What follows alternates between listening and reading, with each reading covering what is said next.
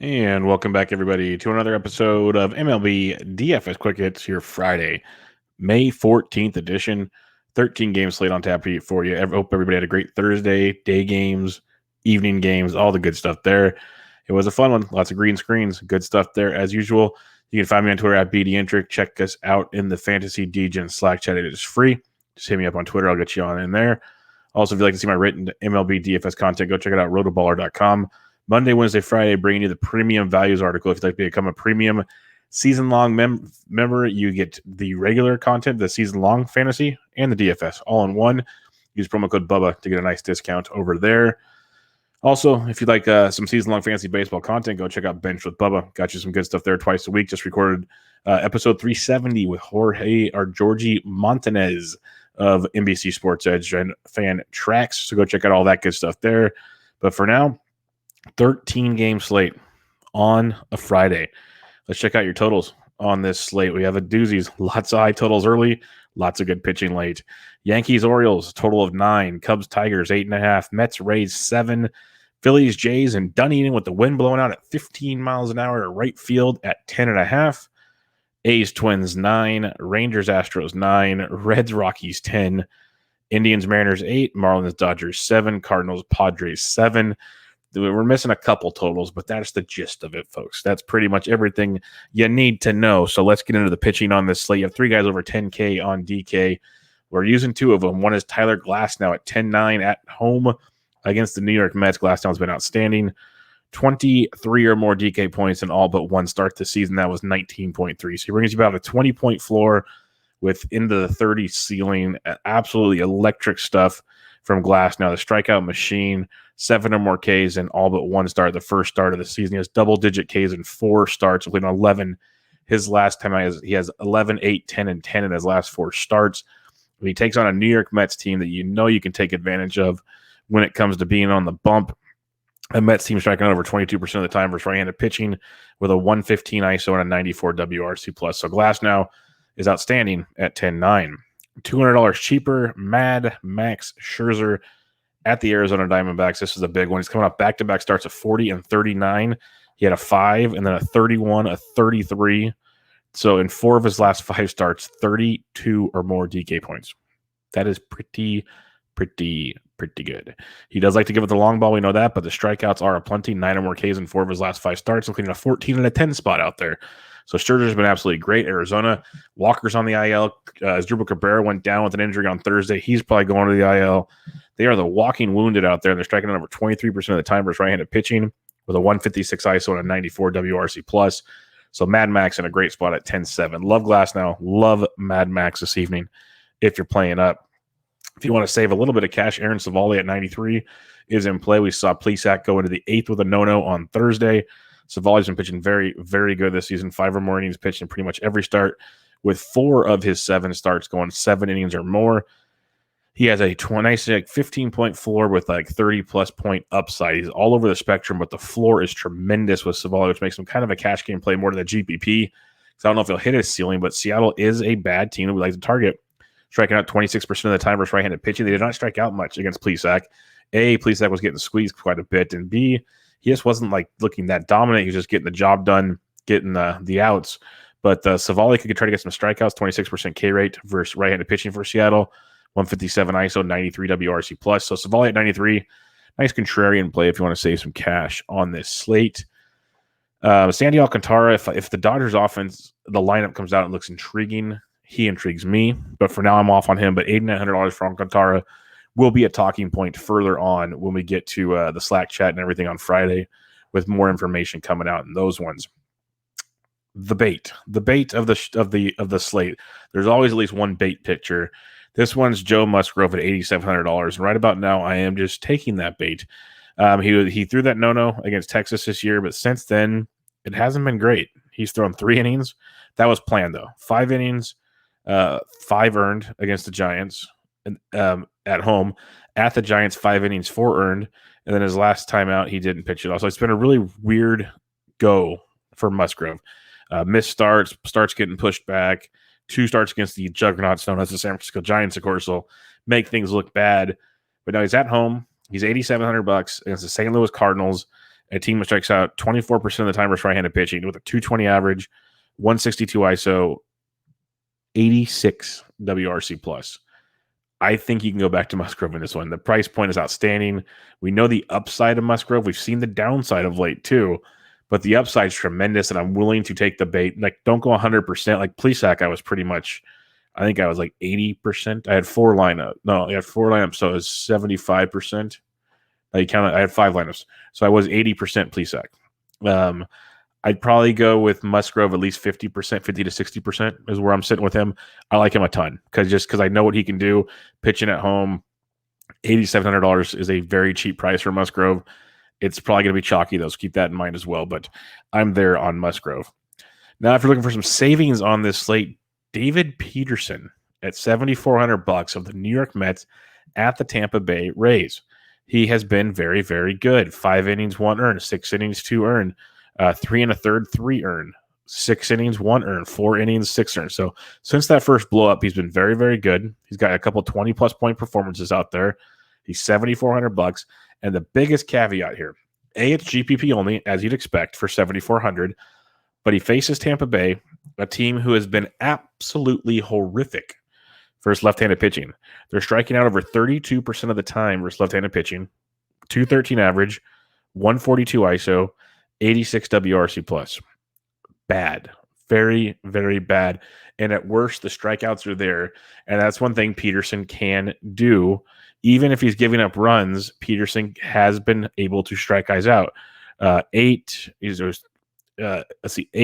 3, and 10, even 5 in his blow up. So any starter's gone 4 or more innings, 5, 10, 3, and 8. So 5 or more strikeouts in 3 of those 4 starts. So Peterson at $7,400 versus a very bad Tampa Bay Rays offense versus left-handed pitching is a punt play. Another one is Johan Oviedo, $7,200 for the St. Louis Cardinals at the San Diego Padres. Johan's gone 4 innings, 5 innings, 4 2/3. He's been doing a lot of spot starting, but he went up to 60 pitches this last time. Prior to that, 86 pitches. So he's all over the spectrum on what the Cardinals want to do. So that makes it kind of tilting. But he's facing a Padres offense that is COVID. They got the COVID. Tatis is out. Hosmer's out. There's like 3 other guys, I think, that are out. It's going to be a depleted lineup for the San Diego Padres. So Oviedo at 72 becomes an intriguing value. Other than that, though, it's like, do you want to go Miley or Herman Marquez and Coors? You could if you want. You could go Griffin Canning versus Boston if you want to get real frisky and hope for some strikeouts. The value's tough. The value's very tough. So it's like Peterson at 74, Oviedo at 72, or you take some chances with the Wade Mileys, the Herman Marquezes, the Griffin Cannings of the world. They're not sexy by any means, but they're there. Or you just find values with bats and you get the pitching you want. To pick your poison. But Glasnow and Scherzer up top, love. Sevalli at 93 is nice. Alcantara might check the box as we see lineups come out. Musgrove at 87 is the bait I'm willing to take. Then it's Peterson, Oviedo, and then the chances of Miley, Marquez, or the wonderful Griffin Canning. All right, let's check out the bats on this big 13-game slate. If you're paying up for catcher, Wilson Contreras versus lefty Skubal at 55 is quite intriguing. Not sure I'm going to be paying up for catcher since I'm going to be paying up for pitching, but he is there if you need him. But if you want to save some cash, you drop on down to some wonderful Tucker Barnhart at 4K. Cincinnati, I think they got even cheaper against Herman Marquez. So Barnhart at 4K, you can definitely jump on that value for him. A few other value plays you could look at. Torrens against Sevalli at 36 isn't horrible, but it's pretty simple. So you got Barnhart at 4K. If not, William Contreras at 3,300 versus Adrian Hauser is outstanding. Higashioka at 33 versus Kramer is very solid as well. So Contreras, Higashioka both at 3,300 for some value for you on this slate. If Caratini gets to start for San Diego, he's 3K versus Oviedo. Same with Kurt Suzuki. He's 27 versus Nick Pivetta. That's a very good value. So you got, and then Danny Jansen is 26 versus Velasquez. So tons of value on this slate if you don't want to pay it for catching. You can start at $3,300 with Contreras and company and move on down. First base, Vladito at 57. If you're stacking up Toronto, is not bad at all. Freeman's going to get going eventually. He's 55 versus Hauser. It could be the spot to get the train rolling. Luke Voigt's been back for a couple games, 52 versus Kramer. If you're going to jump in with the Yankees, this could be a sneaky good spot for Voigt to get going. Not in love with him. It could be interesting. Jared Walsh and Shohei Ohtani, 47 and 46 respectively, are both phenomenal plays versus Nick Pivetta. Walsh is just destroying right-handed pitching. I like both of them quite a bit versus Nicky P. So lock in some Walsh and Ohtani if you want to attack Nick Pivetta. Aguilar and a GPP at 42 versus Kershaw. Don't hate it. Matt Olson versus Shoemaker. Shoemaker's last 2 starts, he has not even struck out a guy. So it's all in play. So Olson at 41 is juicy. Very, very juicy in that matchup. Nate Lowe at 38 versus Greinke if you're stacking up Texas, which you very much should be because they're another great value stack. Lowe at 38 is a good piece to that puzzle. Josh Bell, he went deep on Thursday. He's 36 versus Riley Smith. Riley Smith making his debut, I believe, or one of his few appearances for the D-backs this year. So you can get some nice Washington value, and Josh Bell's one of them at 36. Josh Naylor at only 35 versus Flexen is a nice value, first base outfield eligible for Cleveland. So there's lots of value if you just want to pay it for pitching. Plain and simple. Plain and simple for cash games and GPPs. You can get away with a lot of value on this slate. Another one, Mitch Morgan was hitting second on Thursday. If he's back towards the top of that order against Shoemaker, really good pivot if you can use both of them on FanDuel, Olson and Shoemaker. But if you just don't want to use Olson and save some money to go to Shoe, you can. To Moreland. And Moreland has 5 career home runs off of Shoemaker. So keep that one in mind. The other guy I want to mention, because there's a lot of value down here, as I said, but Rowdy Tellez is $2,800, and he will be cracking the code as he will back DHing, and that weather condition against Vinny V is very, very juicy. So you can go that route as well at 2,800. Second base position, you got Jose Altuve versus the lefty Benjamin. Like that quite a bit. Benjamin making his debut for Texas against Houston. God pray for him. So Altuve at 55 is a great look. So is Marcus Semien at 54, who's just doing everything right, leading off for Toronto. So both good looks in that. Ryan McMahon's okay. Jed Lowry at 49 is a little pricey, but not the end of the world, especially if you're stacking Oakland versus Shoemaker. Lowry's definitely in part of that stack. Ozzie Albies at 47. I'd like to see him be a little more consistent, but you want to attack Hauser with lefties, so you can definitely attack him in that scenario. Garrett Hampson went deep on Thursday. He's 45 versus Miley and company. Nick Solak, if you're fading Greinke's 42. If you're fading Musgrove, Tommy Edmonds 41. That's a good price point. 2 more stolen bases on Thursday, so you can get some upside there. The St. Louis will be low owned, so if you want to get a St. Louis leverage stack is most likely a popular Musgrove, definitely an angle to attack. Cesar Hernandez is 4K versus Flexen. If you're stacking up Cleveland versus Flexen, not the worst stack, but it's probably not the best on this slate. Jonathan India went deep on Thursday. He's 34. He should be in the lineup, especially with Senzel beat up. So there's another Cincinnati value for you. Dylan Moore went deep on Thursday. Harold Castro's down to 3,100 for Detroit against Arrieta. I love attacking Arrieta. So another guy to keep on your radar. Other than that, not a ton standing out at this point in time on this slate. Third base, Devers at 6K is super pricey, but it's a really good play if you can afford it. But I'd rather go J-Ram at 58. Went deep for the 11th home run of the year on Thursday. Very good cash game play with GPP upside for sure. You got Suarez at 55 and Coors. Arenado's there against Musgrove if you're looking for something to get frisky with. Going down, though, you can save some cash and just really slide down. Like Matt Duffy, even at 45, is a little pricey, but it works if you're stacking Chicago. Heimer Candelario, only 41 versus Arrieta is a good value. Austin Riley versus Hauser at 38 if you're stacking Atlanta. Yes, otherwise leave that alone. Kyle Farmer, third base shortstop's 34 against Marquez. Kevin Biggio's down to 3,400. That's a really good tournament play. Biggio's having a horrific season, but he's slowly getting it going. 29, 4, 0, 22 in his last 5 games. So quietly getting it going at the plate for Kevin Biggio. So he's 3,400. Someone to keep in mind, especially if you're stacking Toronto. You can get like a Biggio Tellez for a combined $6,200. That's it's a nice little value pocket for Toronto. Other than that, there's going to be guys that pop up here and they're like Baum's 29 versus Mats. He just hasn't hit at all. It's really, really bad for him. But it's the spot you want him against a lefty if you're targeting those kind of things. And then Josh Fuentes had a big game on Thursday in Coors, and he is still only, where did he go?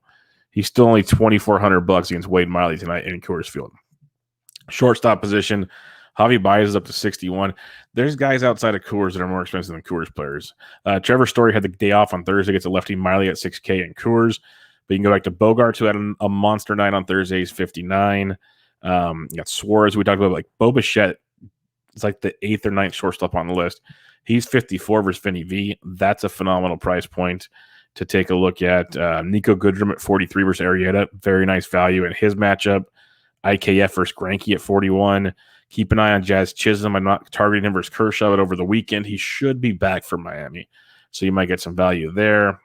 A few others. Dansby Swanson went deep on Thursday. He's 37 versus Hauser. Nice little value if you're attacking Hauser. I just don't want to stack Atlanta, but they're going to blow up sooner than later, and Hauser could be the perfect recipe for that success. Other than that, not a lot down below I'm staring at right now that I'm interested in. Outfield will be loaded, as you would come to expect on a 13-game slate. You got Casty and Coors. You got Trout, who had the day off on Thursday. Acuna is probably out because he messed up his ankle, but the x-rays were negative. Chris Bryant, if he's back at 6K, has been crushing lefties, but 6K is just a damn steep. I've never seen so many 6K guys on a slate. There's almost one at every position, if not more. There's 4 outfielders over 6K. Jesse Winker at 56 and Coors is definitely a play. Juan Soto versus Riley Smith at 54 is a nice, probably lower owned than usual play against the youngster Smith. Jordan Alvarez versus lefty, I don't care. He's 5K versus Benjamin. And then that Texas bullpen, which is good to attack. I mentioned Jared Walsh at 47. You got Ohtani at 46. Mentioned Hampson earlier. Trent Grisham was only 44 leading off if you want to go there. Cedric Mullins, 43. Naquin was off on Thursday, but he should be back only 4,300 versus Marquez. That could be a nice little value spot for you as well. Grichuk versus Velasquez, only 4,000. That's juicy. That's really nice. McCutcheon at 4,000. He's been swinging it really well against the lefty Mats. So you can go that direction if you so choose. But Verdugo at 39 is a nice look for him. Teoscar is on fire. He's only 38. So you go Teoscar at 38, Biggio at 34, Tellez at 28. There's a lot of value right there for 3 parts of your stack. And you can keep adding more. Kyle Schwarber, he went deep on Thursday. He's 37 versus Smith. This Washington stack is cheap outside of like Soto and Turner. You can get Smith, or you can get Schwarber and Bell relatively cheap in their stacks. Joey Gallo's only 37 if you want to go that route. A few other cheapies before you mentioned Josh Naylor earlier. Like Low Kane at 34 versus the lefty Smiley is very attractive. The outfield from Milwaukee is super cheap if you want some value. Dylan Carlson's only 34 versus Musgrove. He's in play, but like Kyle Tucker's down. He was 35 yesterday. He's 33 versus Benjamin. Sign me up for that one. That's ridiculous. Adolis Garcia is only 32 versus Greinke. Like that one quite a bit as well. But Avisail Garcia is only 31 versus Smiley. That's an outstanding price point. He loves smashing lefties. So you can go that direction. Willie Calhoun's only 31 versus Greinke. He went deep on Thursday. So as usual, the outfield is just loaded with just value. It's freaking dumb. Seth Brown's there. Yadiel Hernandez if he cracks the lineup. Matheson's probably going to play, but Scherzer will avoid that one. Maybe Kyle Garlick at 28 is someone you can look at if he cracks a good spot in the lineup. David Dahl's down to 2,600. He's had some decent history actually versus Greinke, so someone to keep an eye on in his one. O'Grady might get the start for San Diego. He's 2,500, a powerful outfielder in the Padres system, but he got called up because of the vid. So catch an eye on him. A few others down here, like Jake Cave's 23, not running to play that, but he's a value if you want him. Akiyama came in the leadoff spot to pinch hit for Denzel and stayed in the game. If he's playing, especially hitting towards the top of Cincinnati's lineup versus Marquez, he's 2,200 in Coors. Shogo Akiyama, $2,200 in Coors Field. So you got him. And then the other ones we will peek at down here once I scroll and actually find them because they're just buried down here. Where did they just put these guys? My God. They have so many players that are in the minor leagues and just wasting space down here. But you just keep sliding. There he is. Trevor Larnach still 2K. That is just funny. 2K versus Modest. And then Kalinick is 2K versus Sevalli. Kalinick let off on Thursday night. I think that's a nice play with Kalinick at 2K, Larnach at 2K. So value, folks. Value. All right, recapping your pitching. Glasnow, Scherzer up top, 10-9 and 10-7 respectively. Both phenomenal plays. If you could put both of those guys in cash and have a comfortable cash lineup, I would do that. That'd be my suggestion. You got Sevalli at 93. I don't mind him. Musgrove at 87. If you can't do the Glasnow Scherzer route, take Glasnow and or Scherzer and match them with Musgrove and cash. That's how I would go about that. David Peterson at 74 is a good GPP play. Oviedo at 72. Then you got Canning, Marquez, and Miley down below if you want to get really, really frisky. If you're stacking it up, New York is a really strong one versus Kramer. You have Detroit versus Arrieta if you want some value. Philadelphia and Toronto is one of the hot spots. Love Toronto in this one. Don't mind some Philadelphia to bring it back. Atlanta's growing on me the more and more I break this slate down, so that's one to keep in mind. Love the Texas-Houston stack, especially the Houston side. You can go in on that one. Cincinnati, Colorado, I'm going to end up having stuff there, even though I'm not in love with it yet. Washington versus Smith, I'm on board with that one as well. And then keep in mind your St. Louis leverage stack versus a chalky Joe Musgrove. But all right, everybody, 13 games in the books for a Friday. Hope everybody has a great weekend. Check me out on Twitter at BDentric. Get in the free Fantasy TJ and Slack chat. Check out the written content at rotoballer.com. Watch the video at RotoBaller's YouTube channel. And if you could subscribe, rate, and review to MLB DFS Quick Hits on iTunes, I would truly appreciate it. Get your fantasy baseball season-long content benched with Bubba as well. But for now, MLB DFS Quick Hits your Friday, May 14th edition in the books. Catch you guys later.